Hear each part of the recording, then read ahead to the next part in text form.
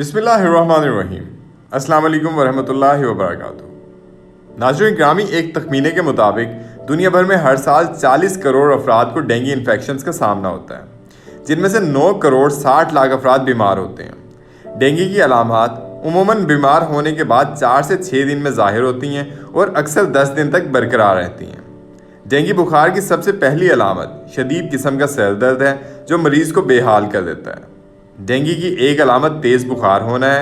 عموماً 104، 105 یا اس سے بھی زیادہ تیز بخار کی وجہ سے جسم کے درجہ حرارت میں نہایت تیزی کے ساتھ غیر معمولی تبدیلیاں رونما ہوتی ہیں۔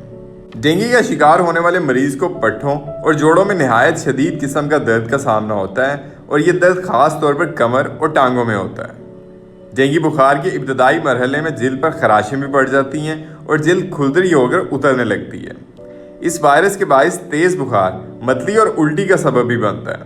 ڈینگی بخار کے دوران مریض عموماً غنودگی میں رہتا ہے۔ جب ڈینگی بخار اپنی شدت کو پہنچ جاتا ہے تو مریض کے ناک اور مسوڑوں سے خون بہنا شروع ہو جاتا ہے۔ ڈینگی وائرس خون کے خلیات پر حملہ کرتا ہے، جسے ایک تو نیا خون بننا بند یا کم ہو جاتا ہے۔ علاوہ ازیں بخار کے دوران اگر کوئی چوٹ لگ جائے اور خون بہنا شروع ہو جائے تو خون کو روکنا مشکل ہو جاتا ہے، جو کہ مریض کے لیے انتہائی خطرناک ثابت ہو سکتا ہے۔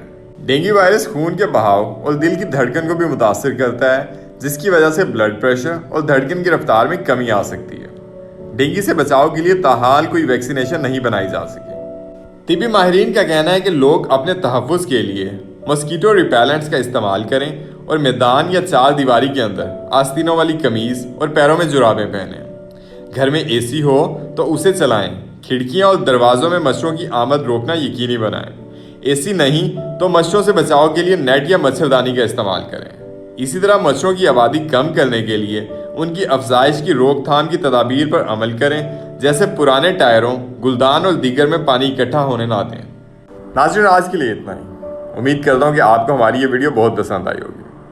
مزید التماس ہے کہ جن لوگوں نے ہمیں ابھی جوائن کیا ہے وہ ہماری اس ویڈیو کو اپنے دوستوں، رشتہ داروں اور گرد و نواح کے لوگوں میں سوشل میڈیا اور واٹس ایپ کے ذریعے ضرور شیئر کیجیے گا۔ مزید ہماری حوصلہ افزائی کے لیے لائک، کامنٹ اور شیئر بھی کیجیے گا۔ اسی کے ساتھ ہی میں آپ سے اجازت چاہتا ہوں۔ اپنا ڈھیروں خیال رکھیے گا۔ اللہ نگہبان۔